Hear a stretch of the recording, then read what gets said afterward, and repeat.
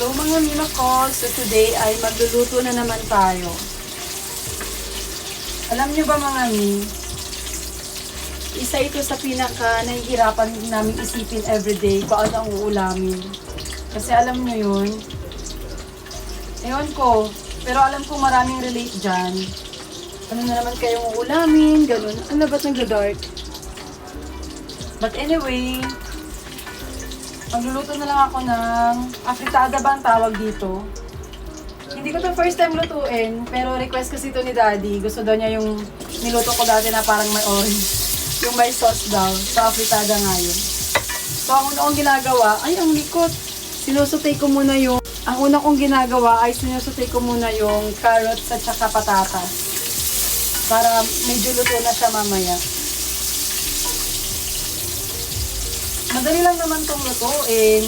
So, after kong masutay itong carrots at saka patatas, igigisa naman natin itong sibuyas at bawang. Yung iba, inuuna yung manok. Pwede din naman, pero ako, ganito. O depende.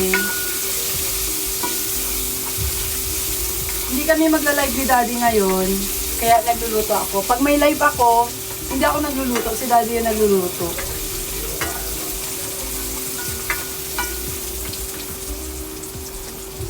Na mga pusa ko, naglalaro.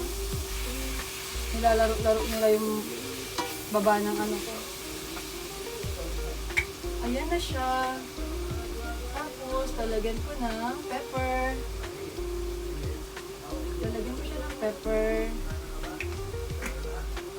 Nalagyan ko siya ng little salt.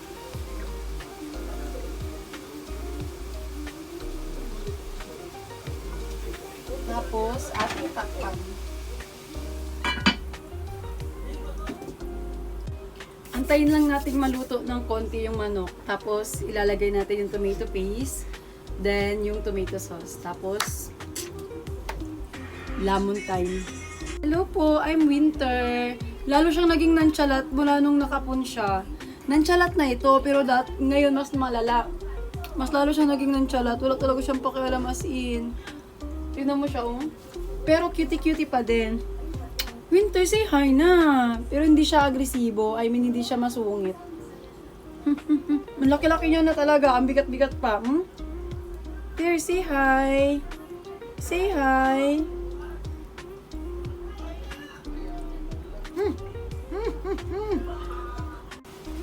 Maglalagay na tayo ng tomato paste mga mi. So pag naglalagay ako ng tomato paste, parang ginigisa ko muna siya ng konti. Kasi parang medyo maasim to, alam ko eh. So parang tinutunaw ko muna siya ng gusto sa gitna. Sa pagitan, little pa. Yan. Tapos konti lang talaga. Para lang medyo may asim ng konti. Parang feeling ko siya yung mas maasim. Bago ko siya ihahalo sa manok. Ayan.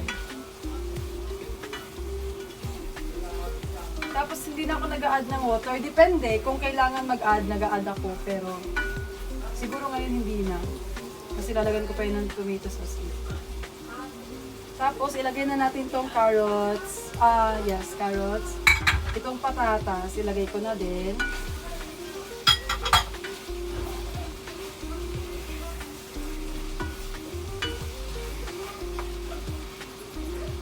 Pakuluan na natin siya ng konti, then ilagay na natin yung tomato sauce. So ngayon, maglalagay naman ako ng tomato sauce. Maaapakan ko kayo, promise. Pag naapakan ha, hindi magka-cry ha. Nandito sila sa paahan ko kasi.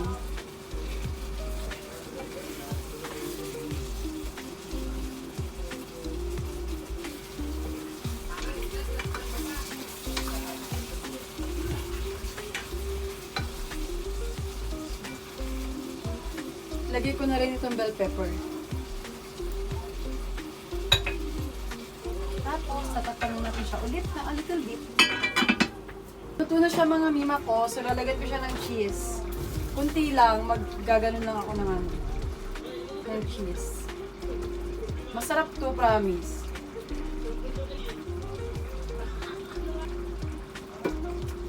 pangdagdag lasa. Oo.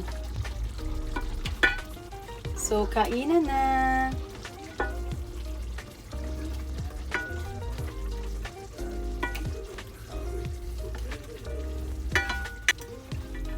Siguro kahit araw-araw ganito ang lutuin ko kay daddy, hindi siya magsasawa dito sa ulam na to. Isa na siguro siya sa favorite niya.